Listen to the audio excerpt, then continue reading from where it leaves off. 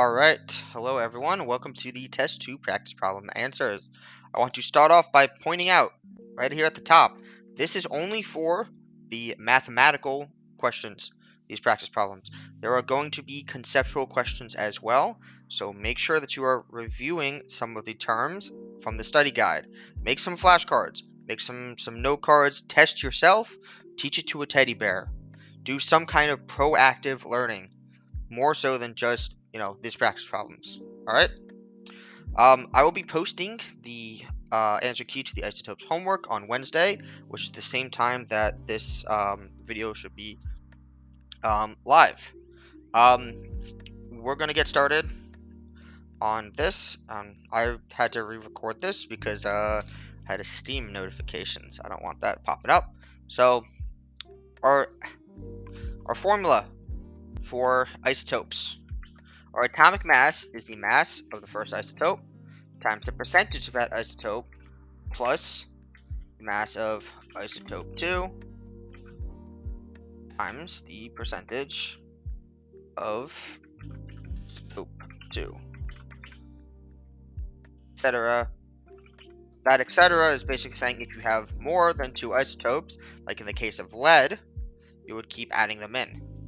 So our formula here is going to be, I really should just do atomic mass, and we take our mass of our first isotope, which is 204 AMU. This can be a whole number if I give it to you like that, or it could be the actual mass of the isotope, which in this case would be, if we just really wanted to be specific, the exact mass. Where is it? Here we go. Isotopes of lead. Exact mass of lead 204. Where are we? Would be 203.973. But we're just, whichever number I give you, that's the one that you're going to use. So 204, that's what I gave you, times our percentage. Our percentage is 1.4. So please make sure to take 1.4 and divide it by 100. Do 24.1 divided by 100. And so on and so forth. So this will give us 0.014 plus, take the next isotope, 206, times 0.241. That's the percentage in a decimal form, times, take our next mass, 207, times 0.221. And we have our last isotope, 208, times 0.524. That's all you do. All you have to do now is simplify that. So I am going to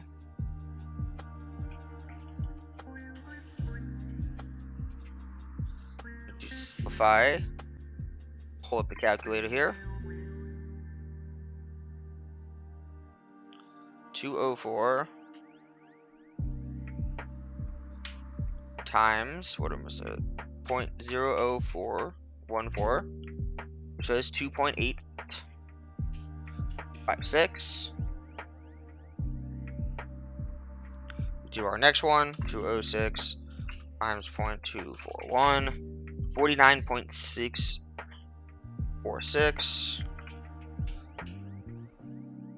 6. Leave the parentheses out to make the easier. Take our next calculation. I mean, this is really going through all this one, but being thorough. 45.747. 747. I say 747. Yeah. Then we have finally 208 times 0.524. 108.992. 108.992. And then you're just going to add up these numbers. Nice and simple.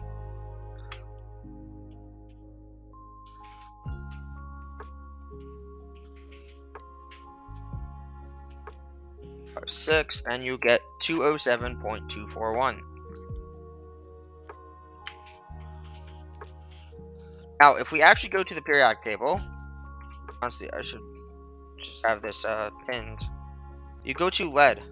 We have 207.2. That is our atomic mass, 207.2. Alright, so, sorry about that. I wanted to just clear up some stuff. If we look over here, 207.241, a little bit different than lead. That's just because I'm not giving you the exact, amounts, right? It's a little bit off, as I showed previously. So, this question right here, magnesium has 3 isotopes. The percent abundance of magnesium 25 is 10%. What are the percent abundances of the other 2 isotopes? And I give you this hint that the total percentages must add up to 1. I'm posting this again because I think it's cool, and I'm telling you I'm going to the review video, which is right now. So, if you remember when I explained this in class, I said that the percentage of an atom being pre-1982, or a penny, or post, always had to add up to 1, right? Let's just say if you had the chance of getting heads or tails. It's going to be either heads or tails. We're not doing the, oh, what if the coin lands on its side? No, we're just going to do heads or tails. If the chance of heads is 0.5, the chance of tails also is 0.5. If the chance is 0.3, the chance would be 0.7 for tails. It always has to add up to 1. Therefore, the chance is x, we'd say it's 1 minus x. Now, in our case, we have 3 isotopes, isotope 24, 25, and 26 of magnesium. We know that the abundance of magnesium 25 is 10%. I'm going to write this as 0.1. So, we know that no matter what we have here, the total must add up to 1. So 1 equals 24, let's just say percent of 24, plus the percent of 25, plus the percent of 26. And these percentages are the percent abundance. How abundant are each isotope? Just want to make that clear. So if we scroll down a little bit, so we now know this is 0.1. 1 equals the percentage of 24 plus 0.1 plus the percentage of magnesium 26. So we can rewrite this, do some algebra. 0.9 equals, we did 1 minus 0.1 equals the percentage of 24 plus the percentage of magnesium 26. We just did some algebra right now. So now, if we wanted to fill in over our chart right here, if the chance of magnesium 24, let's just say it was 0.6. 0.6 plus 0.1 would give us 0.7, and we would need 0.3. If the chance of magnesium 24 was 0.2, 0.2, still 0.1, gives us 0.3, we would need 0.7. Notice here that 0.2 and 0.7 add up to 0.9. 0.6 and 0.3 add up to 0.9. So if we have x as our chance here, instead of 1 minus x, we'd have 0.9 minus x. Alright? That's how we're going to solve this thing right here. Instead of 1 minus x, we have 0.9 minus x. So, I'm going to type in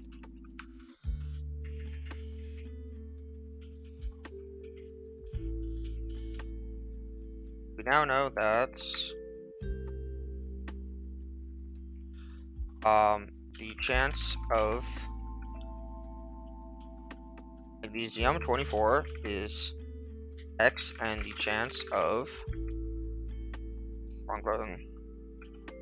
26 magnesium is 0.9 minus x. Alright, so now our atomic mass equals, have the same formula here, just gonna I'm actually going to add in the mass of 3 because I really wanted to show this. What's the percentage of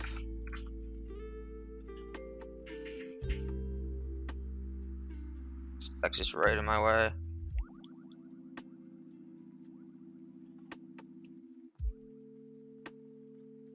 Get rid of this.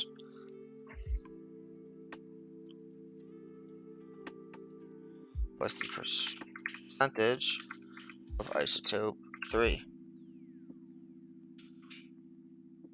Means that we now have our atomic mass is 24.306. 24.306 equals. Guys, I wrote this twice. Wait. Okay. Our mass of our first isotope is 24. Multiplied by, use the asterisk, our chance is X. Here. The percentage of isotope 24 is X.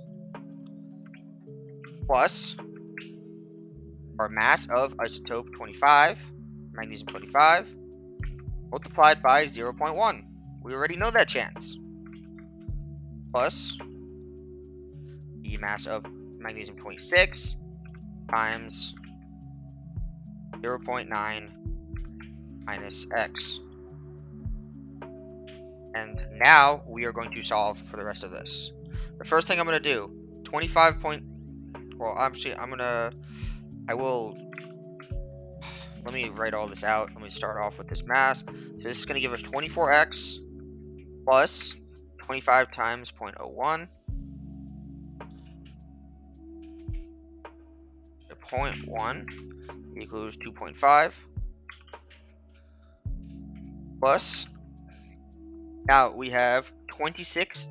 We have to distribute this 26. 26 times 0.9 23.4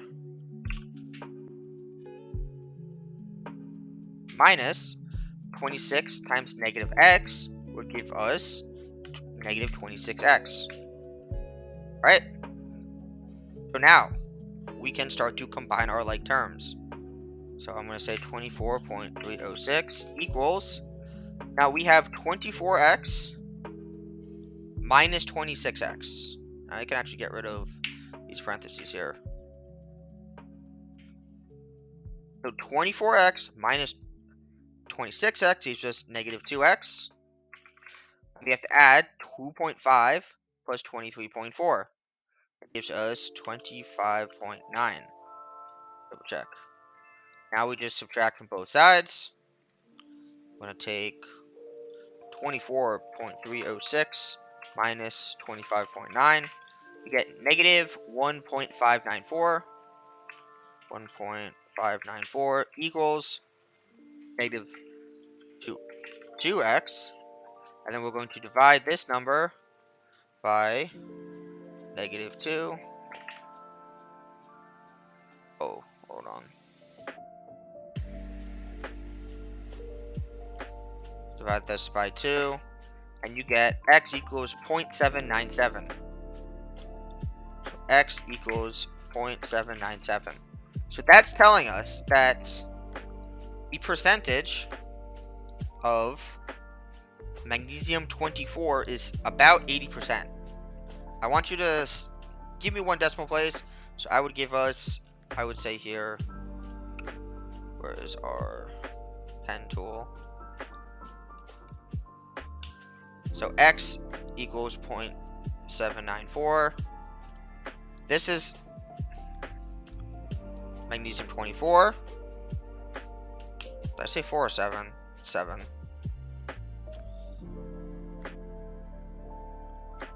It's gonna bug me. It's magnesium 24. And 0.9 minus x. We take 0.9 minus 0.797. We get 1.103. So our final percentages, 0.1, 0.103, and 0.797. These are the percentages of each of our isotopes. Clear the screen.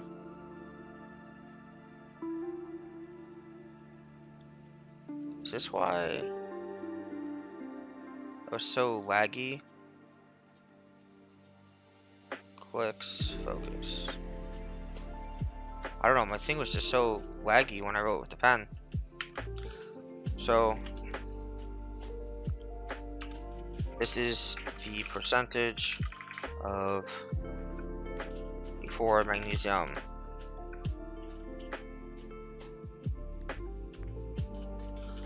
Equal 0.9 minus 1.03. 0.103. Alright, second section. Here we go. Half-life and radioactive decay. That was a big explanation there, but I really wanted to get that clear because it was on the homework. Alright, so half-life of magnesium-28 is 20.9 hours. So if I gave you a sample of magnesium-28, what percentage of it would be left after 62.7 hours? When I give you a question like this, all you got to do, 62.7, if it's something like this, you should probably guess it's going to be exact amount of half-lives. So this is 3 half-lives. Alright? So this is 3 half-lives of time. Therefore, after 1 half-life, you have 50%. So after 2 half-lives, you'd have 25%. 3 half-lives equals 12.5%. Each time, you are dividing by 2. So 3 half-lives. The first one, divide by 2. You would have 50%. The second one, you divide this 50% by 2 again to give you 25%. The third half-life, you would divide again by 2. Divide this 25 by 2 to get 12.5. Alright? So, you started with 1 kilogram of magnesium-28 and you waited for 28 hours. How many grams would I have left over? This is that conversion. You should know this. You should know how many grams are in a kilogram. Alright? 1,000 grams equals 1 kilogram. So you have 1,000 grams. So you are waiting 20.9 hours. That is 1 half-life. This is 1 half-life. 1,000 grams divided by 2 equals 500 grams. There's your answer. Right. In a sample of 100 grams of an unknown radioactive isotope, you start with 100 grams. There was 6.25 grams left over after 30 minutes. Alright, what is the half-life of this isotope? And I give you the kind of hint there. The key to this question is to figure out how many half-lives this sample went through. So, started with 100 grams. So we can make a chart. I'm actually going to make a chart here. Or a table. So we're going to do half-lives. And amount of sample. We started out at no half-lives. We started out with 100 grams. First half-life, we would have 50 grams. You divide. Excuse me. Oof. Divide by 2. Second half-life, divide this again by 2. Third half-life has passed. Divide by 2. Actually need another row here. So we would have 4 half-lives, and finally we get to 6.25 grams. Each time you divide by 2. 100, use half. 50 grams, take away half. 25 grams, divide that by 2 again. 12.5 grams, divide that by 2 to get to 6.25 grams. So we went through 4 total half-lives of time. Which means, in 30 minutes, there was 4 half-lives. I'm going to use HL to represent half-life. So each half-life would just be 30 divided by 4. Nice and simple.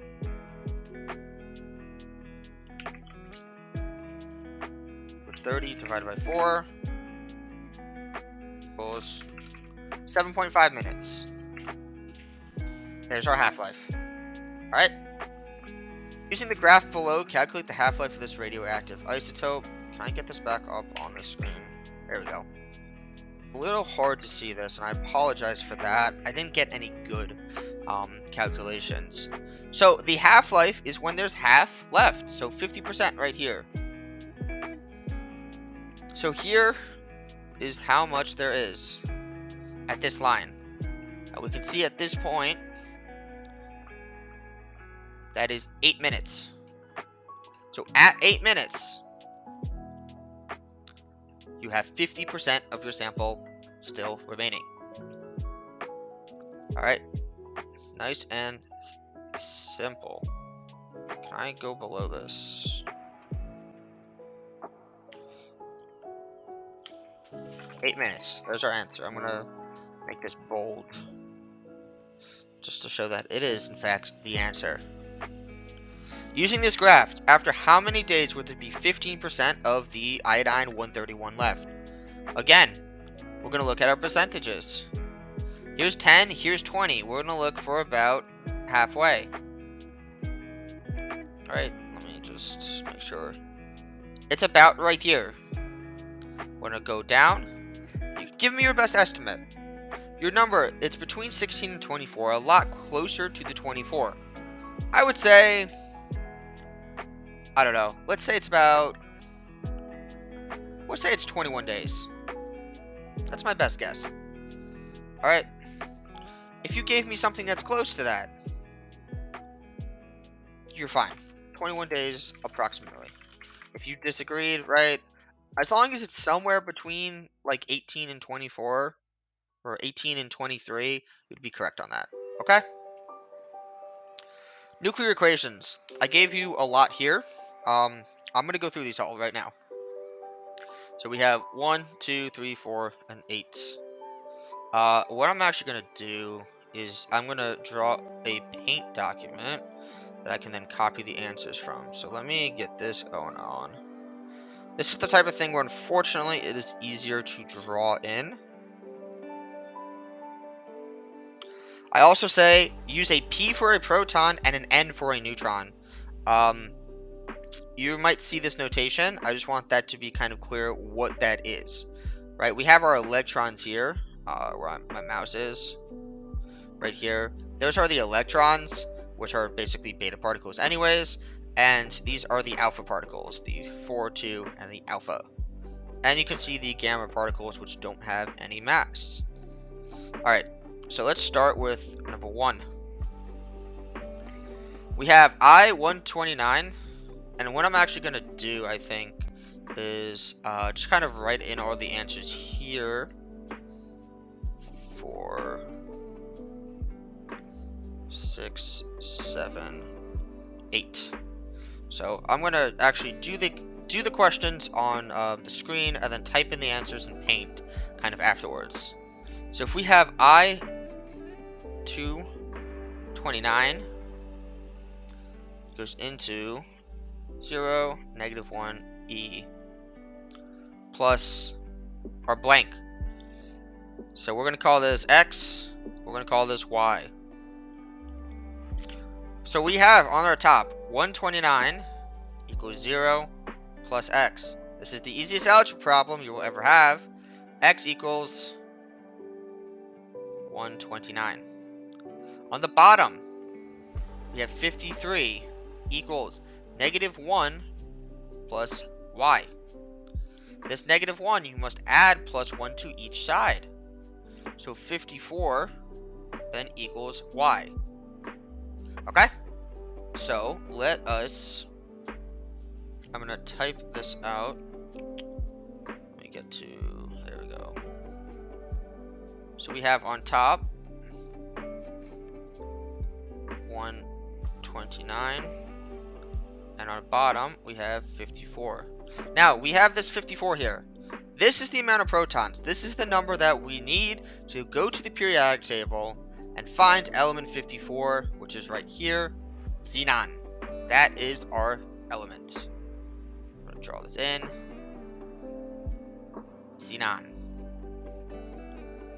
Now, question number 2.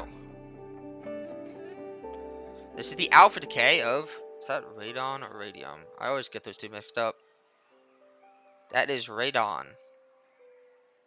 Get rid of this. Okay. So we are again going to pull up over here. 216 radon. 86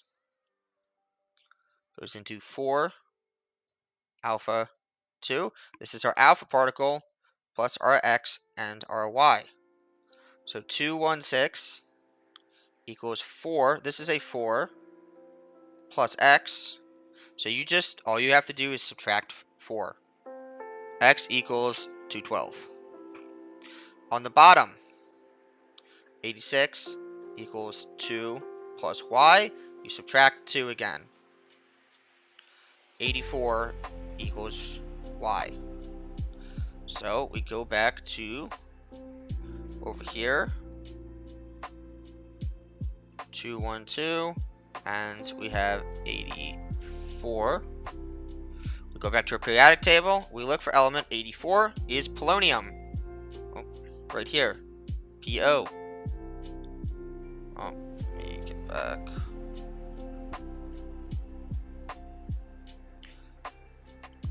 We're going to make this a little easier to see just what our answers are. Now we go to question number 3. This is the alpha decay of some element that gives us berkelium and an alpha particle. Let's clear our screen here. So we have x, y equals 4 alpha 2 plus 239 berkelium 97. So our x, this one's even easier, is 4 plus 239, which equals 243. And our y equals 2 plus 97 equals 99. Alright, this is the same thing over and over and over again. I'm really just kind of going to go quickly through the rest of these, rather than going through all of them. So 3, we have that 243 on top, and on bottom we have 99. We look at our elements. Element 99 is Einsteinium. There is our element. That is ES.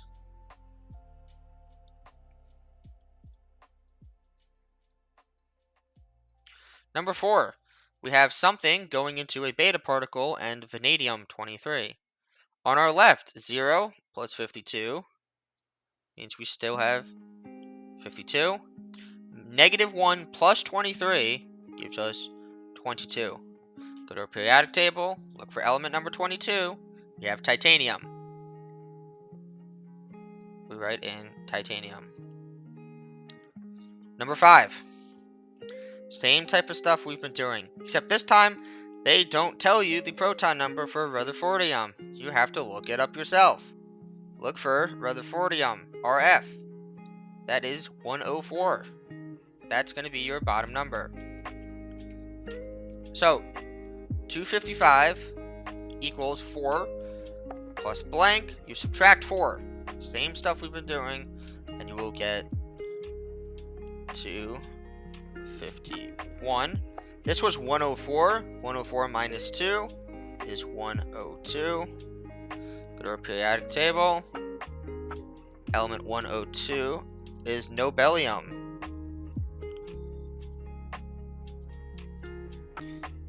after Nobel, like the Nobel Prize. Number 6. We first have to look at krypton and bromine. So the mass here is the same. 85 plus 85. So whatever we have here, the gamma radiation has no mass. This will have no extra mass right here. We have 0. 85 equals 85. We don't have to add or subtract anything else. Bromine, our bottom number there. Look for bromine, 35. Krypton is 36, right next to it. Oh, wrong one. So to get rid of all this extra stuff. Okay. So, I actually want to just draw this one out. So we have 85, 35.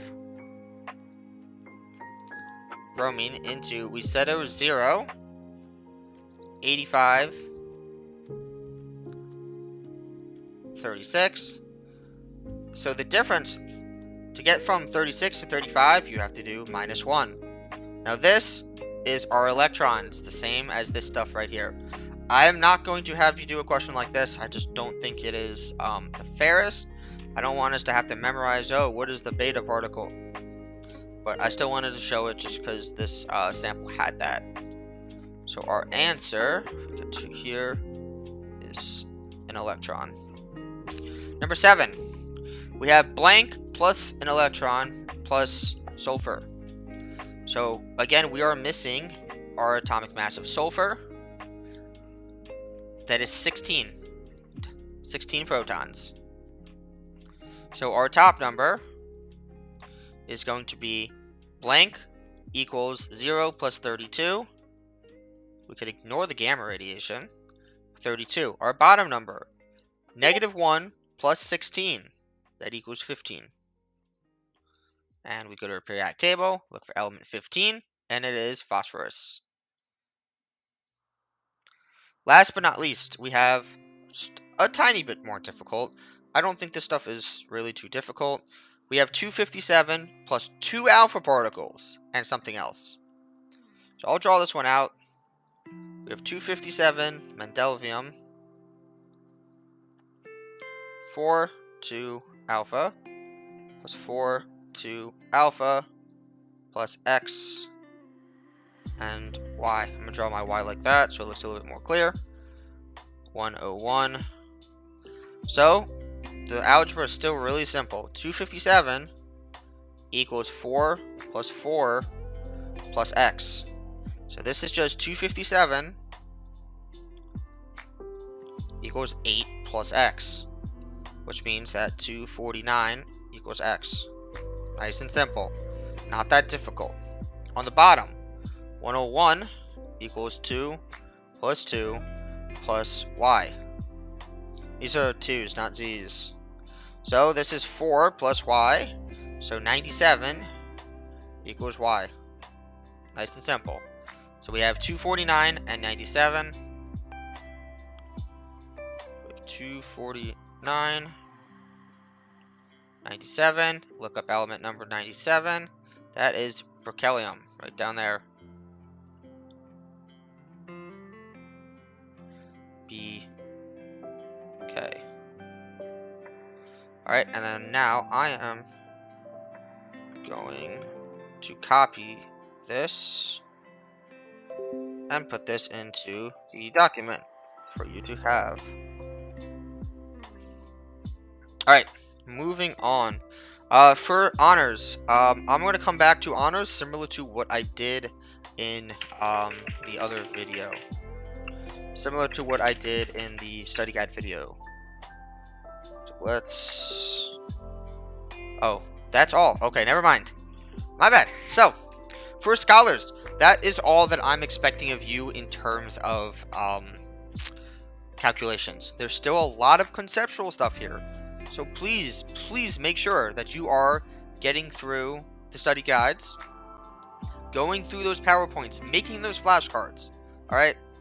I'm giving you time. We're going to spend time on Wednesday studying for scholars. But this requires you to refresh your memory. The more that you do this, the more you will learn. I'm not curving this test. And I'll tell you this in class. I'm not curving this. I've given you all of this ability to study. All right. So for those of my scholars, good luck. And I'm going to continue with the honors calculations now. There's a few more of these calculations that we're going to be doing. The first is to calculate the mass defect of potassium-40. So, I give you the mass of the proton, the neutron, and the electron, and the mass of potassium-40. So all we have to do, you know what, I actually want to move this over here. So mass, so potassium-40, let's start there. Here is potassium. Potassium has 19 protons. That's what that tells us. Which means that potassium-40 has 21 neutrons. 19 plus 21 equals 40. We have 21 neutrons. We have 19 protons. And this is not charged, so we have 19 electrons. Alright. Alright, so to get our calculation, we do 21 times our mass of a neutron, 1.008701. This equals 1.008701. Is that right? Did I miss a zero? No. 21.182. We're gonna do 3 decimal places here. 182. Give me 3 decimal places. Oh, 183. We're gonna round up. We have 19 protons. 1.007316. Go to our calculator. 1.008701. Nope, the wrong one. 19.139. And we go to our electrons. 19 times 0.000549 is into our calculator. Goes 0.010. We'll take another decimal place here. 0.0104. Alright, and we're gonna add these up. So the total mass, gonna add up these numbers, plus 19.139 plus 21.183 gives us 40.332431 is our mass. Okay, 40.332.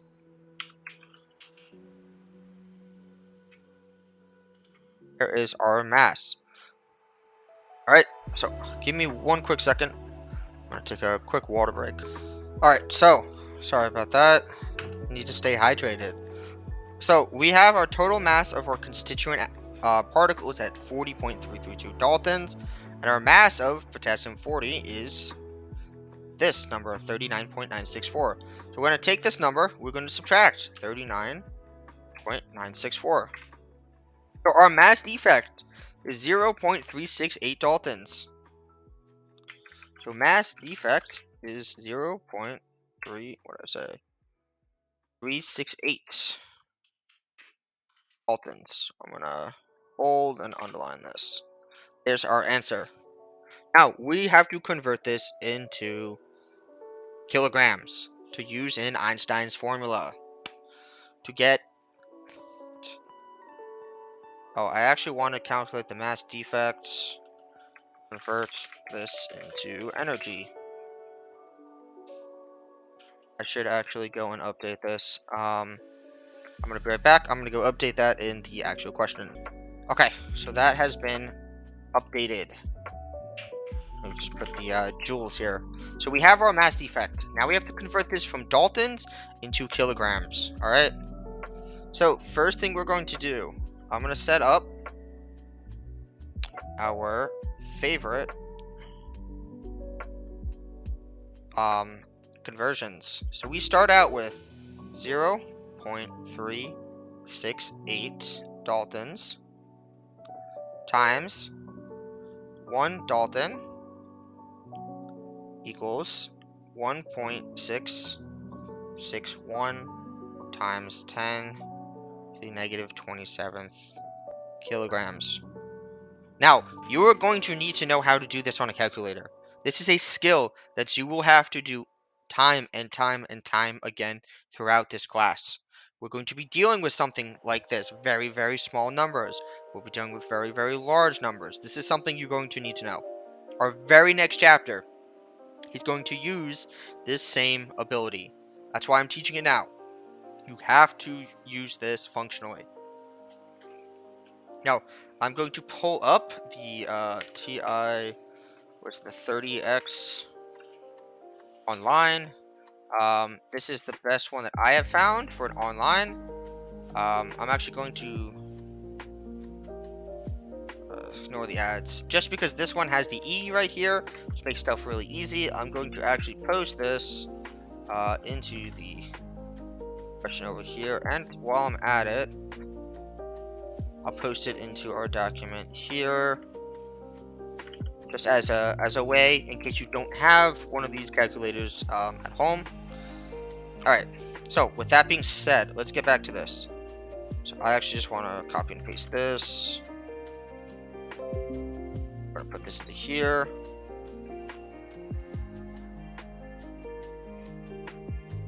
And this is going to equal to this in our calculator. So we take, I'm gonna pull this up. Come on. There we go. Alright. So we are going to take 0. What are we at? 368. Sorry, this was a D for Dalton. Multiply this by, I'm going to put this in parentheses, 1.661. Here's our E. This is the times 10 to the, and then we're going to put in, I think this one doesn't have the negative number, 27. On your calculators and the actual ones, make sure that you're pressing the negative button, not the subtract button. That's going to give you those syntax errors. It does not on this one, just because that's just a different one. And we are going to get our answer here, 6.112. Let's do just 3 decimal places times 10 to the negative 28th kilograms. That is our mass defect in kilograms. Alright, now our formula here, E equals mc squared. That's our formula. E equals 6.112 times 10 to the negative 28th multiplied by the speed of light. I will give you this. That's there too. 3.0 times 10 to the 8th squared. So let's go and clear this.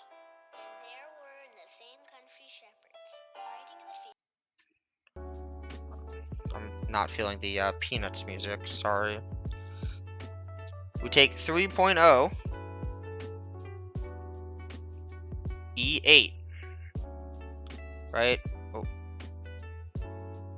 Alright, and then we're going to square this amount. We get 9 times 10 to the 16th. Multiply this number by 6.112 times 10 to the negative 28th. Close our parentheses, and this is our number. E equals 5.500 times 10 to the minus 11th joules. That's the amount of energy released by just one single potassium-14 atom. That's our mass defect. Alright? Now, that may not mean much, but... Sorry, this music is not it. That may not mean much to us right now, but as we introduce units of moles, we're going to see that that is a lot of energy. That's a significant amount of energy. And we can do the same thing with the energy release in the alpha decay of uranium-235. Except here, this was the example that I showed in class. First thing we want to do is the energy, the mass difference. And we're going to take our mass of our uranium, 0.0439. We're going to subtract the mass of our products. The reason we're subtracting from our reactants what we started with is because we know that these reactions release energy. That's how the nuclear bombs work. So because they release energy, you always know that your mass before is going to be greater than your mass difference. Or your mass after. So there will be a difference. So I'm actually just going to clear this up. And we can start with 235.0439 minus 231.0363 minus 4.0015. And that gives us our mass difference of 0.0061 daltons. We can do the same thing that we did here. This same exact equation. So 0.0061 multiplied by, I'm going to use the star here, use our same conversion, 1.661 times 10 to the negative 27th. And this is going to give us an even smaller number times 1.661. And this is going to give us a very small mass. It's still significant. 1.013 times 10 to the negative 30th. We're going to take this number, copy paste it,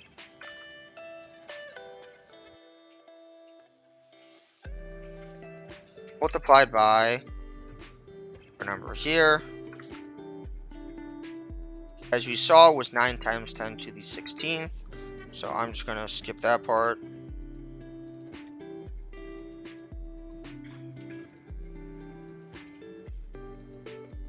Three 10 to negative 30th.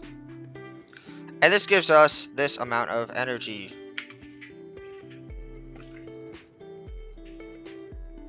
.117 times 10 to negative 14th.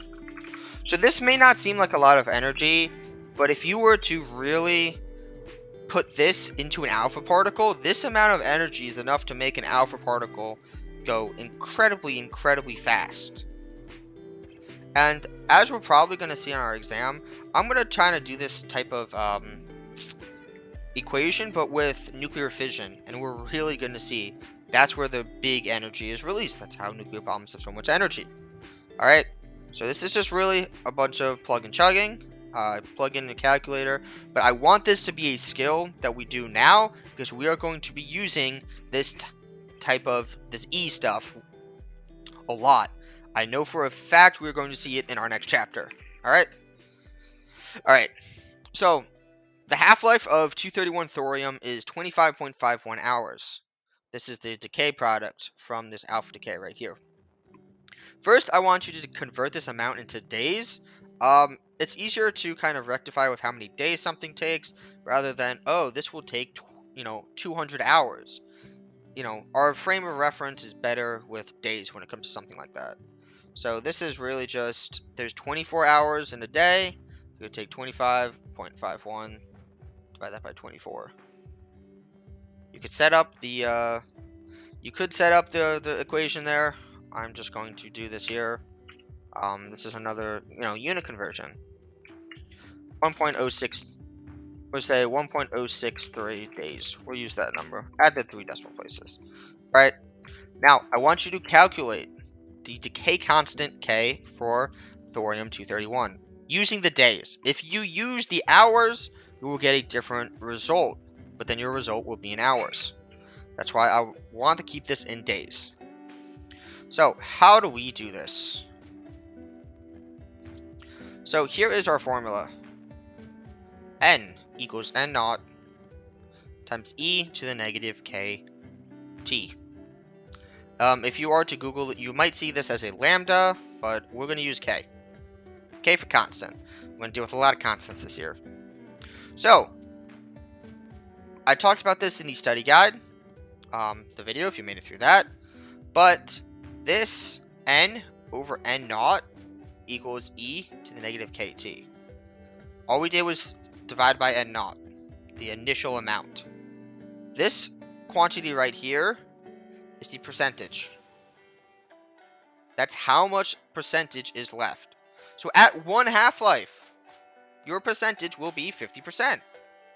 So 0.5 will equal e to the negative k times the half-life. We know for a fact that at the half-life, after 1.063 days, you will have 50% left. That's by definition what the half-life is. So this is where we're at right now. I'm going to... or to k constant. So we have 0.5 equals e to negative k 1.063. That's where we're at. Okay, now what we do here, we take this magical number known as an ln of both of the sides. Trust me on this one, just let me explain this, follow through. You're going to take the ln of 0.5 is going to equal negative k times 1.063. Trust me on that one. You will learn this in Algebra 2, I promise. Or if not this year, then definitely next year. That's just how the math is going to work. This is that type of thing you gotta memorize this, alright? That's what you do to get rid of this e. You take this quantity known as an ln. We put in over here the ln of 0.5 equals this number right here, negative 0.693 equals negative 1.063 k. All you have to do, divide each side. You have to divide by the negative 1.063. 1.063. And there you go. There's your k constant. K equals 0.652. That's your constant. Now, on your test, you're going to be using, just like this, you're going to be using a constant to then solve further questions. I will say this, if you don't get this correct answer, I will tell you, just use this made up number that's the incorrect answer, just to tell me that you can do the following equations. I don't want to penalize you for getting this part wrong, or not knowing how to do this part, but knowing how to do the other parts, okay? I want you to tell me, if you started with 45 grams of thorium-231, how many grams would be left after 3 days? So, let's go to our formula again. Erase this. Here is our formula on above where I'm erasing right now. Okay. No, that's not what I wanted. Okay, so this n is how much we need to get. This is what we want there to be. So we don't know this one. This is our x. How much do we have left? That's what x tells us. We start with 45 grams. That's how much we start with. We have our e times our negative 0.652. That's our k that we got from the last question, times 3. Because we are in days. This kite constant is only for days. So we have to make sure we are staying consistent. Alright? All we have to do now. I really need to pull this over. You know, I'll just, I don't know, complain about it. So, x, type this in here, it's 45e to the negative 0.52 times 3. Alright, and we're going to solve this. How you do that on here? Well, first I'm going to take e to the x, and then I'm going to put in here negative 0.652 times 3. Close our parentheses off. This gives us this number. We're going to multiply this number by 45, and we are left with, after 3 days, x equals 6.364 grams. That's how much is left after 3 days. And our last question, how long would it take for there to be 1 gram of 231 thorium? Instead, we now know that we have 1 gram equals 45. We still have 45. E to the negative, we still have the same constant here. And I'm going to use t for time. We don't know this time. Alright. So, how do we solve this? 1 over 45 equals e to the negative 0.652 t. We're going to take this ln of this amount equals negative 0.652 times t. So we have the ln of 1 over 45 divided by negative 0.652 equals t. There's our formula right there. That's what you're going to do. I'm going to now go ahead and type this all up.